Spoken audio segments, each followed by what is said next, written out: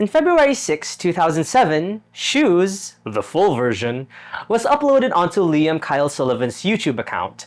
This 4-minute comedy music video where Liam, a straight male comedian, portrayed the girl character of Kelly was a huge viral smash at the time, now sitting at over 70 million views at the time of me scripting this. Now, by today's standards, 70 million, it's a lot, but it's not a lot, I thought. But this was back in like early YouTube. I found this source that said that there are 100 times more people using YouTube now than there were back in 2006. That is to say, getting even 2 million views at this time during this era immediately made you a titan of YouTube. Kelly, the character that Liam had played, was a household name among an early variant, an early strain you might say, of chronically online young people at the time like myself. Also, that 70 million view count doesn't quite capture the insane influence that this video had among other young people, who would then go on to create YouTube comedy of their own, because they were directly inspired by Shoes. No. This is like one of the very first videos I ever watched, and it changed me as a person. That's classic YouTube right there. That is what built this platform. Liam Kyle Sullivan, he was a huge inspiration to me and still is to this day. I mean, considering how poorly internet comedy can age, and we'll get to certain examples, people still feel a lot of nostalgia over Shoes, and in particular, the character of Kelly. For one, the specific words that Kelly said, and in particular, the way that she said them, they're basically part of our lexicon now. I feel like to Gen Z, those words pronounced with that affect have just always existed. Like, could you even imagine living in a world without betch and deck and shitbag? Like, half the time I even see a pair of designer shoes or whatever, or even hear someone say the word shoes, I still have shoes ringing in my head. Even during the month that I was scripting this, more than 17 years after the first upload, people are still referencing and remixing and reworking this song just because of how instantly recognizable it is for people of a certain age range and internet savvy. These shoes rule. These shoes suck. And then something interesting happened. See, it feels like in the past 2 years or so, Kelly, the character, has undergone a bit of a transformation into a legitimate LGBTQ+ icon. Now, I know what you're thinking. No group is a monolith, especially those who are marginalized or part of an oppressed class. If you are queer and you watch this and you're just like, I don't like it, I don't get it, this just feels wrong for a straight guy to do, it's cringe, that's all perfectly valid. In fact, if I say anything in this video where I'm like, X is good or Y is bad, and you just can't sit right with that, do let me know in the comments. But do it respectfully, please. As much as I know what my core beliefs and values are, I'm still open to changing my perspective on certain things. But anyway, I still stand by what I said, in that a significant number of LGBTQ+ folks felt empowered by Shoes and the character of Kelly and Liam Kyle Sullivan's work as a whole, especially in hindsight. I mean, here is Liam Kyle Sullivan performing as Kelly at a Pride event this year at Precinct in downtown Los Angeles. Videos of this performance went super viral, with 2 million views on TikTok and 5 million views on Twitter/X. Now, I love this video. Everybody in that room, almost all of whom are queer, were just so happy to see Kelly. And this was not the only appearance at a Pride event or drag show that Kelly made. We're gonna get to those. But for now, I want to explore everything about the Shoes spectacle, the Shoes cultural phenomenon, what the landscape of YouTube was at the time, why and how Shoes came to be, what made it such a viral smash hit, and what came next. What is the legacy of Shoes? Deck.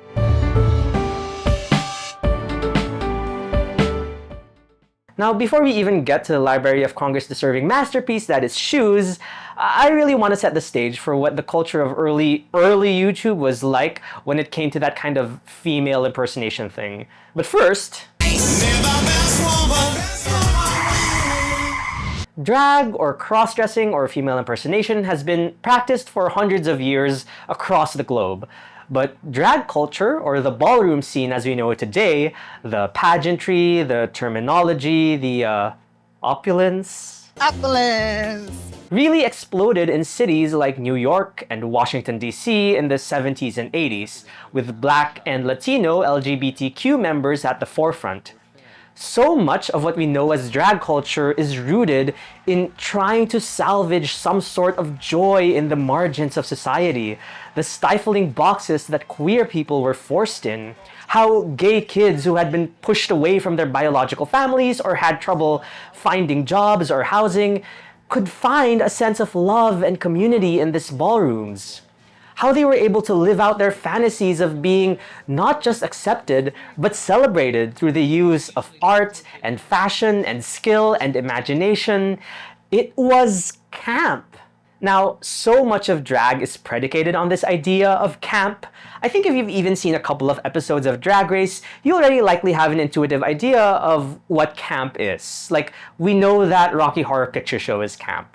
We know that Chapel Rowan is camp. Camp is artifice. It could be feather boas or fishnet stockings or heavy eyeshadow, depending on the context. Camp is an exaggerated, almost ironic portrayal of what society deems as normal or standard. Although there is one aspect to camp that I think people might miss. I like what Susan Sontag wrote about camp on her essay Notes on Camp.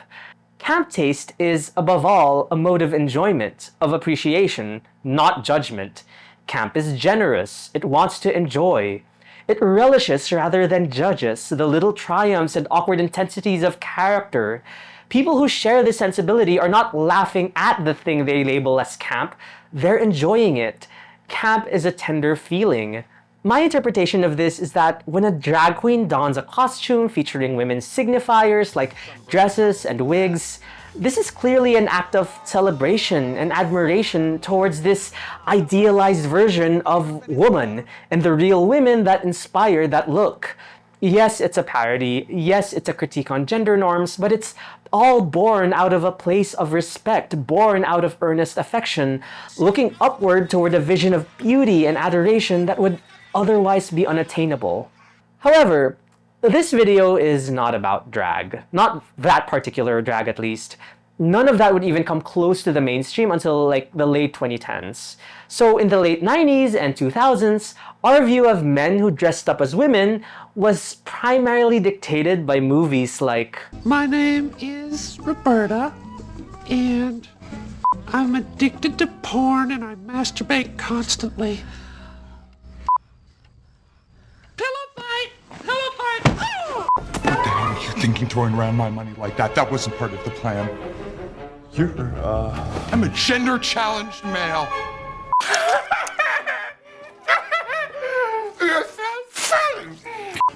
Oh, God.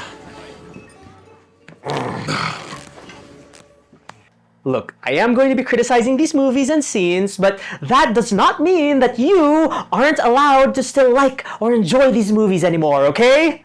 You got that? Voices of internalized bigotry and edginess inside my head? You're really gonna pander to the S-gay-Ws now? You're gonna tell people what they can and can't do? You freaking loser! You beta! You...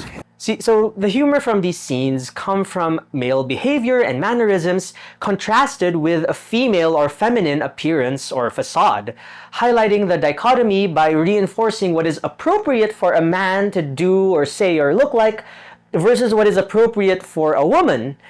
That's the root of the joke of these movies and scenes. There is no celebration of beauty or whatever. There is no camp to be had here. And it was these kinds of portrayals that I think trickled down to YouTube and the internet. The same kids who grew up with this kind of media would go on to make videos of their own. And so now we're going to have to talk about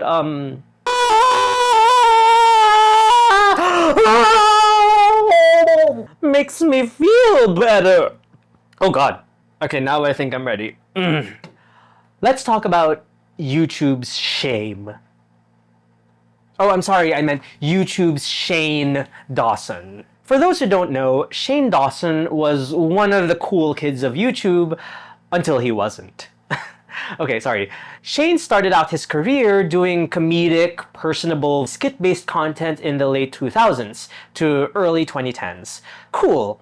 But for some of you in the audience, you may primarily know him as the disgraced subject of one of the biggest cancellations of 2020. If not the biggest cancellation, bigger than all the other events that were supposed to happen in 2020 but got cancelled for reasons. I'm not going to go over each and every transgression of Shane's that he got called out for, but Shane did what I would generously call character pieces. And some of these characters would be women. Okay, I'll just cut right to it. One of the characters that Shane portrayed was this girl called Shanae. It was Shane in a wig and intentionally gaudy makeup, imitating mannerisms that are typically associated with African American and Latina women. This is already not the best, but given Shane Dawson's own dicey history portraying racial caricatures, and it would be one thing if this was just like a one-off character for like a video or two, but no, Shanae was a fan favorite. She appeared in at least like 20 plus videos, I think. She had her own movie. Shane Dawson sold merch of this character. Anyway, why bring any of this up? Well, I watched some clips and my face was basically like this the whole time. And I asked myself, at whose expense is the joke? Who or what are we supposed to be laughing at? So the structure for some of these skits would be Shanae saying an insensitive or dumb or crass thing, and if there were any other characters in the scene, it would cut to them acting offended or upset. That's it. That's the joke. And trust me, I do not mind humor that tackles dark or taboo subject matter or having a morally reprehensible character at the center of things. But what Shane Dawson was doing, these were just not good jokes. I mean, that'd be like me trying to apply at a coffee shop. I mean, I ain't a depressed lesbian, and I don't like liquids that look like hot diarrhea. Real pink kind of looks like a dog dick, don't it? Like when a dog gets excited when you pet him and he's like, woof, woof, ooh yeah, pet my dick. When the thing that we are meant to laugh at is at how bad or outrageous the character is, you are sending a message to the viewer that being this character is not good or okay. Like, it's funny or okay to be the guy in the wig portraying the character in a mocking way, but you don't want to be or act like the subject of the mockery. Putting it in another way, if there was ever a group of kids pretending to be Shanae, they would only ever do it ironically or mockingly. This is not something to be admired or emulated sincerely. And also, I know Shane is bisexual, he has a husband now, but no, I don't think that makes what he did there okay. And so, while we are on the topic of internet content that didn't age well, may as well talk about Bart Baker. I already discussed this guy in detail in a previous video, so I'm not going to go in too deep. The video that got him really big in the pop song parody scene was this California Girls parody, which I still maintain is like, I'm sorry, it's just like one of the worst things I had ever seen. The entire joke of this is that the song California Girls, originally sung by a young attractive woman, is now sung by an old guy who is into dudes. Because the mere thought, the mere idea of being an old crossdresser is just so ridiculous, so worthy of scorn. Let's all point and laugh at the old gay man. Bart also just had a weird, even for the time, fixation on trans women and gender non-conforming people in his early videos that went way, way beyond man in dress funny. Lift up my skirt and you'll be surprised. That's alright, because I used to be a guy. Tuck my junk between my legs. Boys love these hairy legs. My mangina makes them beg. I'm a nappy hole from the hood, and if I drop my As Bart's career progressed and his comedy got, I don't know, a little sharper, I guess, a little tamer, he would still cross-dress in his videos. A lot. A lot, a lot. A lot, a lot, a lot. And you could probably tell none of these portrayals were particularly respectful. Not that they needed to be, but they were very mean, to put it charitably. Overall, I think Bart's videos throughout the years, making the transness and cross-dressingness so central to the joke in so many videos, is just sending a message that being gender nonconforming or a trans woman is an unacceptable thing to be and worthy of disdain. And I think it's the same with Shane's cross-dressing too. A message, I think, is really dangerous for the impressionable young kids watching and growing up with this content who would then form their own opinions about their own gender identity or that of other people's. Or worse yet, if these kids grew up to make political decisions that would affect thousands of people based on lifestyles and appearances that they were taught to mock. When the joke is aimed at someone else's expense, especially someone lower at the social ladder, going back to Sontag's definition of camp, there is very little enjoyment or appreciation to be had there, only judgment. I declare you, Shane Dawson and Bart Baker, to be guilty of the worst crime possible, of being uncamp. I sentence you to 69 years of labor in the unsexy gulags. Timeline-wise, both of these creators actually came after Kelly and after Shoes.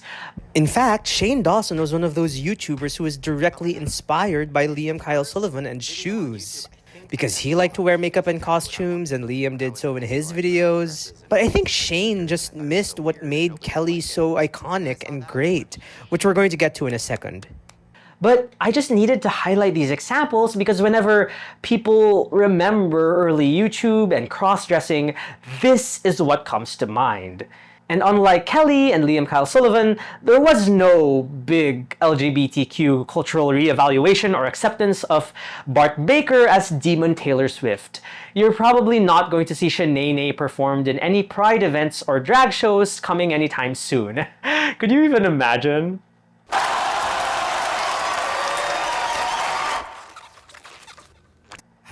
Wait, do you hear that?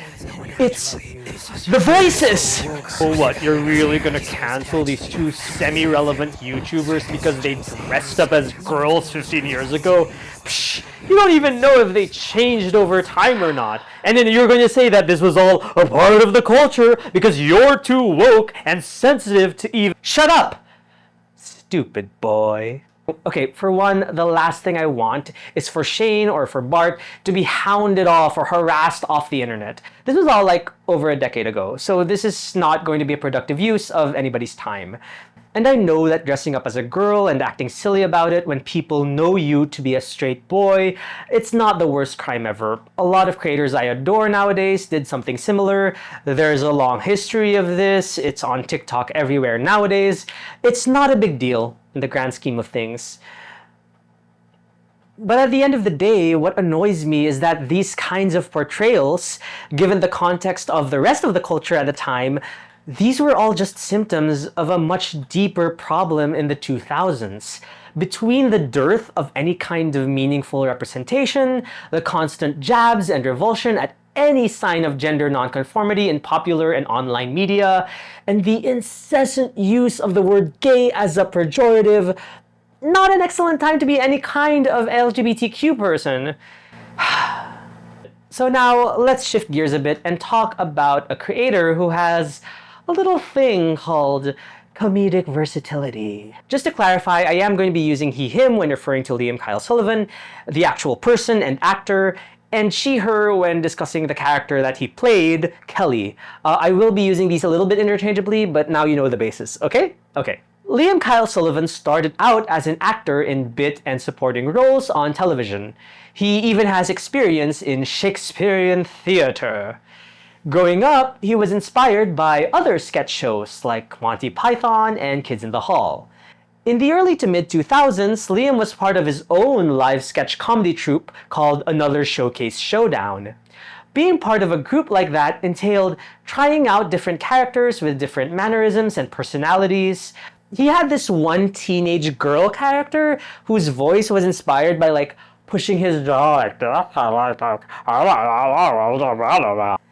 Anyway, Liam liked something about how that character said the word shoes, shoes, shoes in that voice. And he would film videos and skits to accompany the live sketches and the live shows that he did, and also just as a way to kind of get noticed. And knowing how to play the guitar, he also experimented with music, specifically using a very early version of GarageBand to make music that would accompany the comedy that he was doing. He sent his songs to his friend Ken Michael to mix and master them so they would sound professional. Liam also says he was inspired by the band Peaches. IUD, stay in school, cause it's the best. IUD. Initially, he had uploaded all his videos to his website, liamshow.com, before YouTube became widely known. So when YouTube was a thing, he began posting some of his videos on there. So now we know how we got here. Let's see what we got.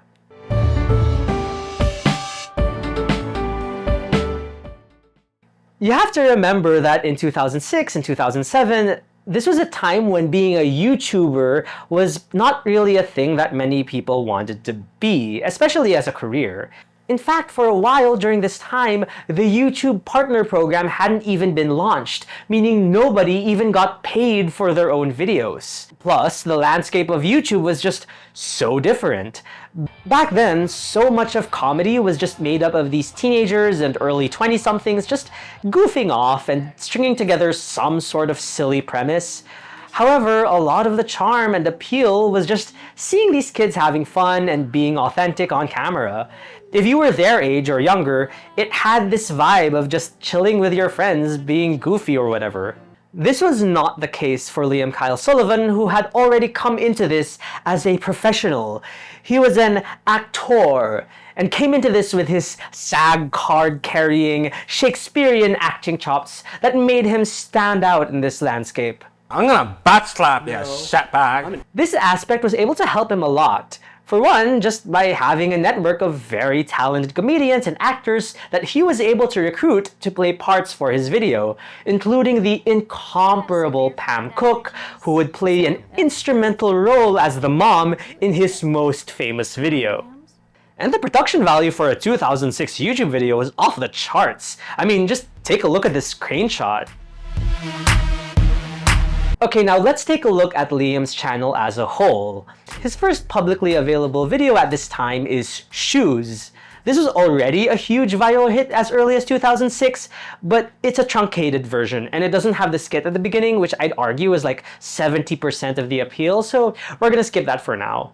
The first full video, and the one that really blew him up with millions of views, and the one that I think people really remember, was a video called Muffins. In it, a grandma just lists down different flavors of muffins with increasingly absurd and nonsensical items on the list. Pencil, newspaper, fire, imaginary muffin. It's cute. I can tell why it got really big. The absurdity of it all must have been an insane watch back in 2007. It actually reminds me a lot of Tim and Eric Awesome Show Great Job, which would premiere on the network Adult Swim that same year. In that sense, Muffins probably hinted at the kind of comedy that would get super popular on YouTube later on. But of course, now we get to the video. The video. Shoes, the full version. Here, Liam sets up a scene where two twins are celebrating their birthday. Kelly's brother Chris gets gifted with a computer and a car, while Kelly just gets a stuffed toy. Kelly then storms off in this forever iconic moment. What are you gonna do with your life? I'm going to get what I want. The video then segues into this absolute banger of a song that's just titled Shoes. Kelly then celebrates her newfound freedom by indulging in her love for shoes, where her taste in footwear is succinctly and smartly conveyed to the audience through carefully crafted dialogue and visual storytelling. These shoes rule. These shoes suck. And then from there,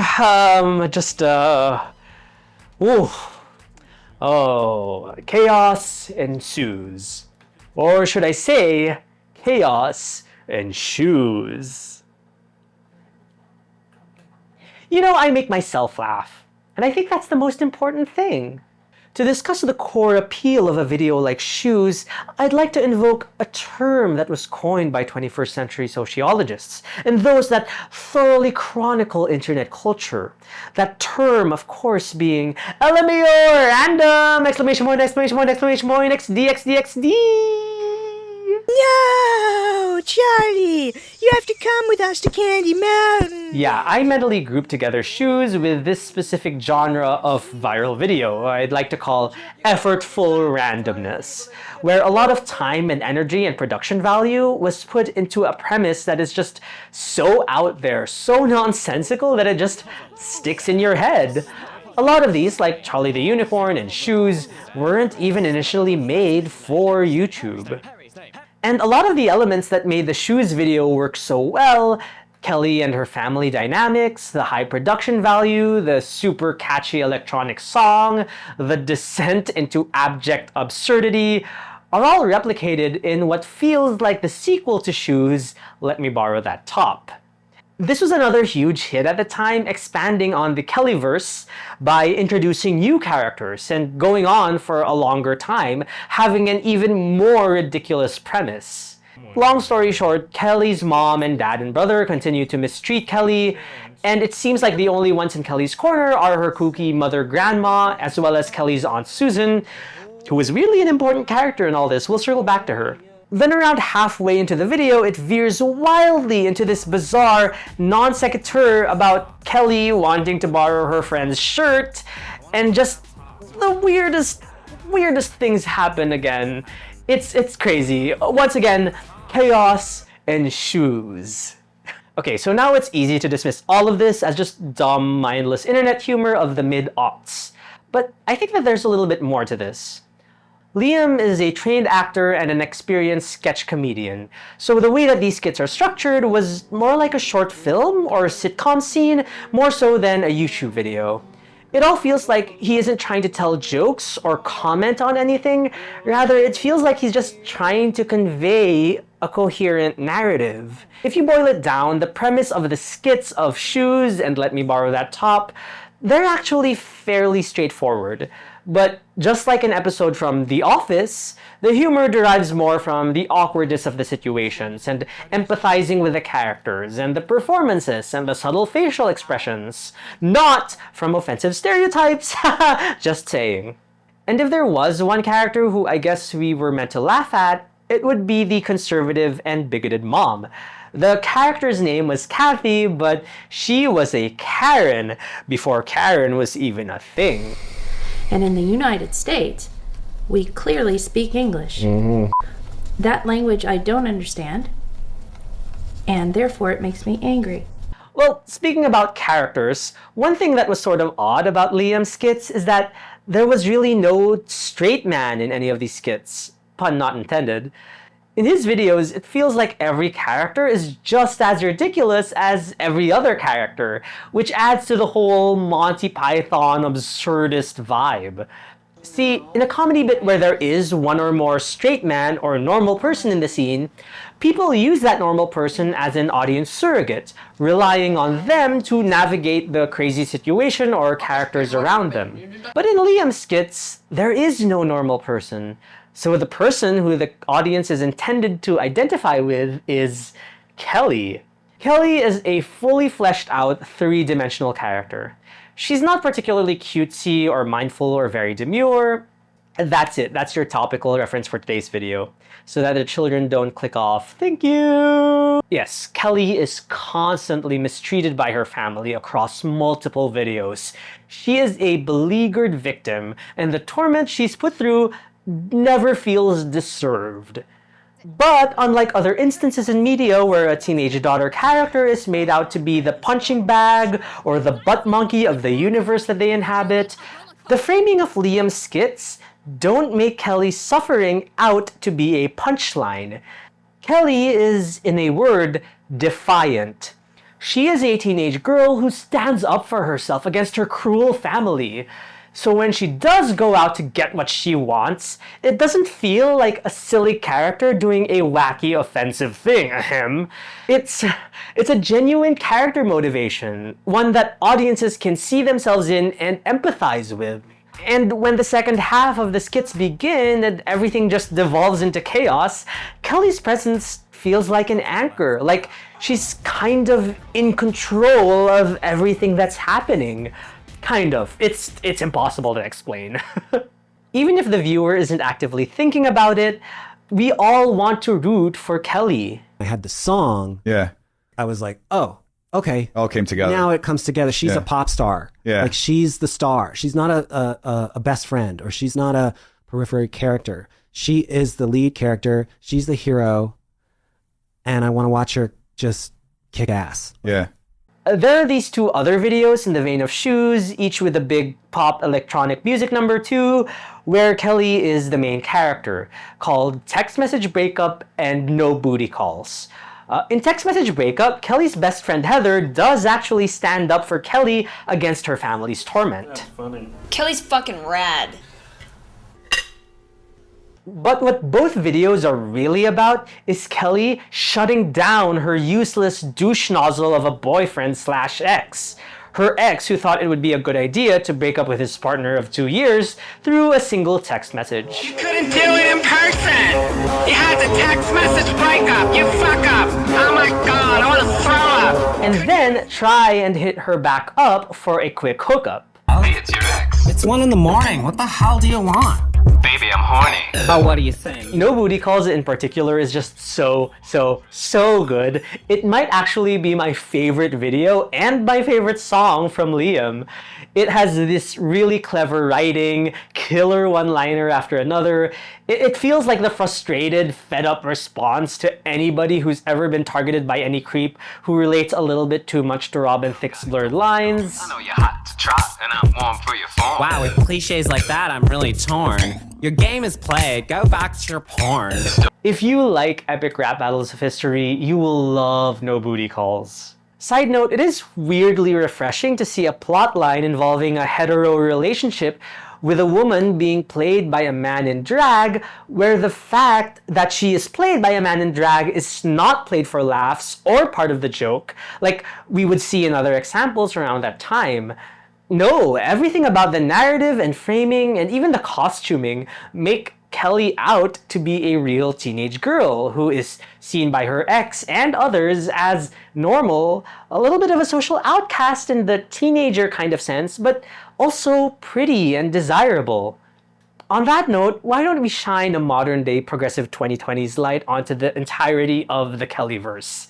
First of all, because the framing of the narrative is so positive around Kelly, it sends a message to the viewer that looking or acting or talking like this is a normal and okay and cool and even fabulous thing to be. Secondly, just look at who Kelly is up against in these skits. Her family, an uptight father who doesn't think Kelly will amount to anything, her conservative mom who disapproves of what her daughter wears or how she acts, her juvenile straight twin brother who is an athlete and gets showered with gifts. And if the audience implicitly understands that Kelly is played by a guy in drag, then Kelly's defiance in these skits serve as an act of rebellion against a straight, heteronormative society. And Kelly is proudly standing up not just to her family, but to a society at large who may reject her for who she is and what she stands for. I think you have too many shoes. Shut up. I think you have too many shoes. Shut up. I think you have too many shoes. Shut up. Kelly is even body shamed in this scene. This style runs small. I don't think you're gonna fit. I mean, your fade are kind of bag. Body shaming, of course, being the universal queer experience. And of course, ever in character, our queen responds with, Oh. Oh. Oh. Oh, by the way, bitch. Fuck you! Fuck you! Looking again at what Sontag said about camp, it relishes rather than judges the little triumphs and awkward intensities of character. Yes! Yes! That's exactly how Kyle Sullivan played Kelly. The portrayal of Kelly is over the top, it's ironic, but the premise of the whole video comes from an earnest and sincere place of affection for this one character that the audience is meant to sympathize with and then root for. This is it, guys. We found it.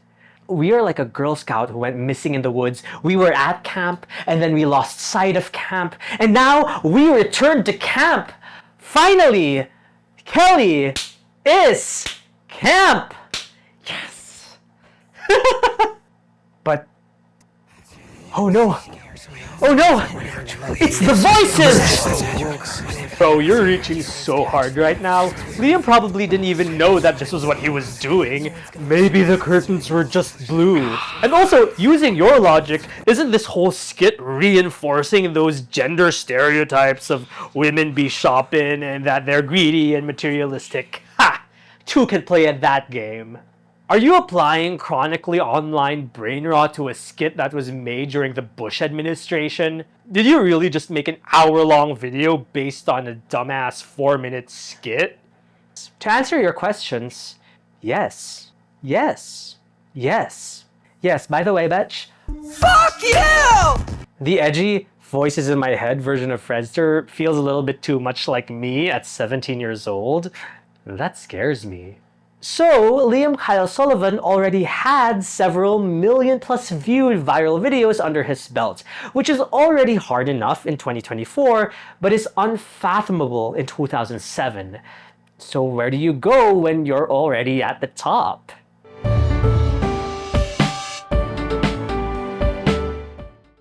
With Shoes being an immediate success in virality, it became a hit among people of a certain age group. I belong to that age group. I distinctly remember my sister and I saying Shoes to each other all the time in that voice. And I also found this video from January 2007 from some fans who were just like kids at the time. I just had to blur their faces because kids. But it's cute. Nothing too remarkable though. Who uploaded this anyway? Ariana Grande?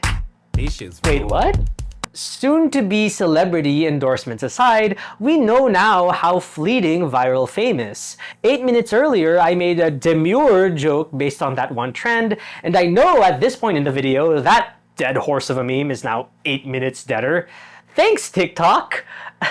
That said, Liam was able to parlay his success into an actual YouTube career, with hundreds of thousands of views in each of his videos.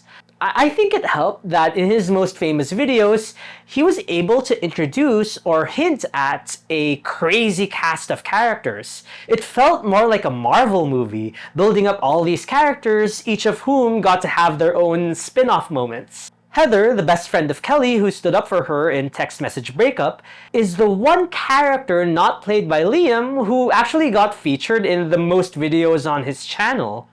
And her whole thing was that she's a cool vampire, because vampires were a weirdly big thing in pop culture at the time. This concept is so delightfully 2000s that I swear, I feel like the best album of the decade just manifested itself right behind me. Also, she's played by Megan Perry, who just slays. Slays, do you get it? Because she's a vampire and vampires are slay. Okay, I'll move on now. There was the Purple Man. I don't know what his deal was, but he was only in a few skits and they were just so dumb. I loved it so much. Also a bunch of minor recurring characters and random one-off skits, way too many to go through here. But obviously, the characters that people really remembered were the family members, having served as notable people in the channel's biggest videos. With Mother Grandma, played by Liam, and the mom, Kathy, frequently paired up together for some quick back-and-forth videos, with each of them receiving their own little spotlight episodes. It's your world when you're painting. Maybe there's a happy little clown. Why are you wearing that? But the most interesting other character from a queer perspective is Kelly's butch lesbian Aunt Susan. Her whole thing was that she's a former rodeo clown turned folk singer. Liam even released an entire album of comedy folk songs as her called Susan Walker's Greatest Hits. Okay, I am a juvenile tiny baby child, so I laughed at that. I don't really know how a modern audience would respond to her character. Her most distinct visual gimmick is her gigantic kahungas. They make a lot of jokes about that throughout the skits. But with that said, Liam still brings his own compassionate eye to the character that could have been so easily mocked during this era. Aunt Susan is played with that earnest sensitivity that we just didn't see when butch lesbians were reduced to a punchline for being aggressive and mannish. And most interestingly, Kelly and Aunt Susan would collab on a number of videos. And despite their differences in personality, it felt like there was a real solidarity between them, a bond between aunt and niece. But of course, the star of the channel was Kelly, who starred in a number of skits and videos of varying formats. And I think this is just a testament to how Liam was able to show different facets of this one character. She wasn't just the rebellious teen defying her family. In one episode, she gets a crush on a boy in a way that doesn't feel weird or like a joke. He's so cute. I didn't know what I was. She could be curious and inquisitive and flawed. Like the kungas. That's so incredibly offensive. What's this button do? Nothing. What's this button? They don't do anything, Kelly, because that's not plugged in. What a piece of shit. She was, as the kids say, a girl's girl. And they said she looked mousy or whatever. She didn't look mousy. She looked fine. That's like that movie, She's All That. Like, she had glasses on, and then they take glasses off, and she's gorgeous. Whatever. They should have called that movie She's Already That. Anyway, the success of Shoes, as well as all the other videos on his channel, led to big things for Liam. He performed as Kelly as an opening act in 2000's comedy juggernaut Margaret Cho's comedy tour.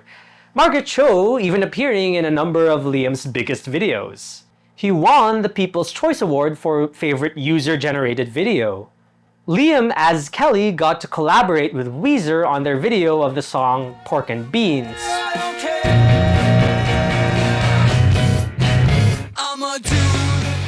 So the premise of this video is that they got a bunch of viral stars from 2006 to 2009, which... Have you ever cried from nostalgia? Just asking for a friend. The one thing that Liam did not get to do, though, is to launch his own television show. He went to several TV networks, a lot of them turned him down, but one particular interaction with one network really fascinated me. Listen to what he said about pitching to Adult Swim. But, I mean, one of the things I kept bumping up against was, can we make it more male? That was kind of a note. And I was like, well, I'm the Muffin Lady. I'm Kelly. Those are my big calling cards. Like, I can't make them more male because they're not. Yeah. They were trying to bro you up. They were trying to bro it up a little bit. Because, unfortunately, that was, the time. That was the time. It was also like, well, that's our audience. Comedy Central, Adult Swim. Wanted to bro him up. That is so interesting. It was pointed out during this podcast that, in terms of tone and absurdity, all of Liam's stuff was extremely suitable for Adult Swim. But I don't think the network and what feels like the culture that was dominated by things like Family Guy and early Aqua Teen Hunger Force and 12 Ounce Mouse, I don't know. Considering how bro-ish these shows were, I don't think Adult Swim was ready for a program whose main character or main draw was a guy in drag playing a strong, empowering woman. If this has been made maybe like 10 years later, this would have absolutely killed on network television. I think overall too, somehow the way that male voice actors and male comedians played women and girls in popular media shifted because of how Liam portrayed Kelly. Like, you don't have to do the girl voice, you can just do like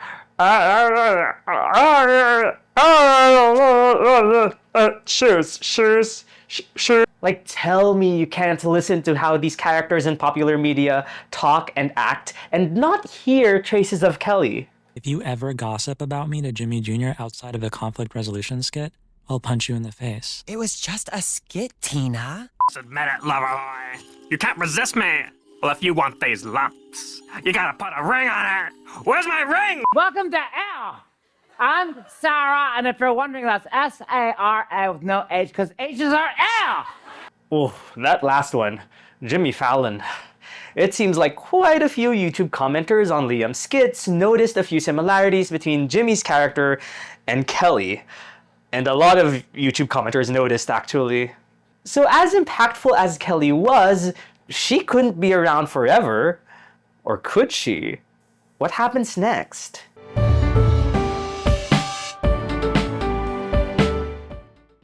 Being a content creator who's had like one super viral moment is honestly kind of a weird thing. Years can go by and you'll just never be able to capture that magic again. And that's not a judgment in any way, that's just kind of what happens. And it's honestly a super tough spot. When you try and create new content and it's inevitably not as successful, people will be all like, "Ha! Look at that guy who's so over the hill and no one watches his stuff anymore. Do you remember when he used to be good?" And when you try to revisit old properties and videos that made you famous in the first place, now people will be all like, "Ha! Look at that guy trying to recapture his lost glory days. He just can't get over that time that he used to be famous." The message here is that people can be total jerks. And Liam, I think, avoided these nasty comments by simply disappearing. Yeah, Liam left YouTube for a really long time. He said he got too focused on the analytics and the numbers and the business side of content creation that it killed his creative drive. And I also want to point out that while Liam is an insanely talented comedian and actor, he was great at building characters and even improv, he didn't seem comfortable doing vlog-style content as just himself. I talk about this more in my video about content theft, but fictional or skit-based comedy was already on the decline on YouTube, a platform where audiences expect and demand authenticity. And simply playing characters or a character was just not as rewarding for viewers. And this was not great for Liam. He was just not that kind of content creator. He wasn't a capital A influencer. An A-influencer. During that hiatus, he was busy raising a family and his daughter, doing some acting, music, stand-up comedy on the side. He did a lot of professional video editing as well. But on his YouTube channel, it was radio silence. Well, no, he actually did release this one video in 2016, more than 3 years after the last one.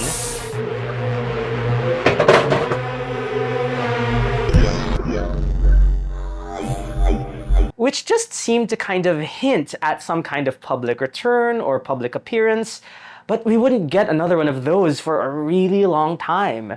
And it was surreal not knowing where he had gone or if he was even alive. And then 2020 happened. Jimmy Fallon, who had already gotten some criticism for ripping off Liam, made a song with Bryan Cranston where people felt he was ripping off Liam. Like, gosh, this is pretty similar. Spin hat, bucket hat, floppy hat, top hat. And according to Liam, what was going through his mind when he heard about this was, well, it's 2020, we're in the middle of a, and all the experts are saying that we should be wearing masks to prevent the spread, and some people were opposed to wearing masks, so maybe. And so he donned his blonde wig, put on that iconic outfit, and on September 1, 2020, 4 years after his last upload and 13 years after Shoes the full version was uploaded, Liam uploaded Kelly Masks. Oh, look at it. Now, this video is remarkable. I think even Liam must have subconsciously known that for an entire audience that related to and resonated with Kelly, having Kelly's dad, who had resented Kelly for so much of the original Shoes video, having him show remorse and apologize and take accountability for what he did to Kelly. I'm realizing now you deserved better. You deserved my support. And you didn't get it. And I'm sorry. Liam must have known that that would have been so cathartic and genuinely poignant for that same audience. But of course, Kelly's cruel mom still did not change, Why are you such a loser? giving an opportunity for Kelly to defiantly stand up for herself one last time. I am not a loser. I am not a whore. I am strong. I am beautiful. I am Kelly. Oh, and of course, this skit then segues into the song about Masks. Masks. Let's wear a mask. This return to YouTube after so long was so widely celebrated. I have never seen a retro internet celebrity get this much praise for returning to the platform. The fact that this video sits now at 1.4 million views after years of inactivity is such a massive accomplishment. Liam still occasionally, just very occasionally, puts out a video really just to cater to the old fans of his content for nostalgia's sake, really. And I think that these fans do appreciate it a lot. But it's pretty obvious he's not really interested in pursuing YouTube content creation full-time or anything like that. Now, this is when the LGBTQ+ community in the 2020s really started to take a look at Kelly and Shoes with a lot of reverence and fondness. Raja, the drag queen who won the 3rd season of RuPaul's Drag Race, collaborated with Liam as Kelly for a remix of Shoes. Kelly co-headlined a Pride event at a gay nightclub in San Francisco with Adore Delano, a finalist on the 6th season of Drag Race. That clip from the Precinct Downtown LA Pride event I showed at the start of this video, Bitch Pudding was performing at that event. She was the Season 2 winner of Dragula. These are all huge names in the world of drag. And there were just so many other Pride events that Liam Kyle Sullivan participated in as Kelly, and even an upcoming one in October this year. But all this praise for his return and collaborations and appearances at Pride events may obfuscate the impact that Liam had on real people. I've seen comments from queer and trans users and other creators thanking Liam for coming back in 2020 and expressing how much this silly little character and video meant to them. I felt so happy when the gay community reached out to me. And later, as I was talking to people, they said, you know, when I was a teenager and I saw your video, it just moved me and I felt like I could be who I am. And that is so awesome.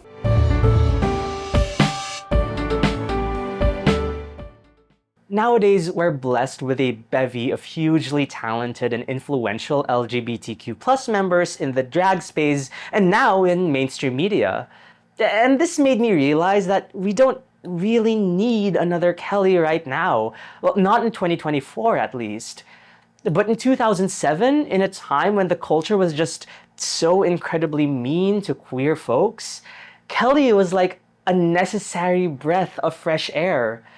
Look, punching down at people and mocking others for things outside their control, like their looks or mannerisms or physical attributes, I don't think things like that will ever really age well.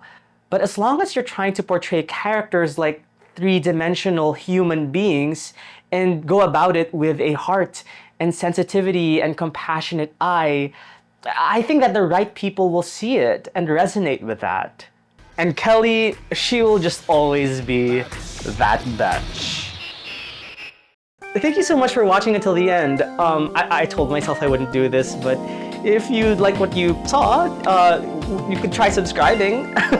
And also click that bell because I don't upload that often. I only upload like once every 2 or 3 weeks. So I won't be flooding your notifications when I do upload. So that would mean a lot if you actually like hit that bell. And also, go ahead and reach me or follow me on any of my social medias on the screen.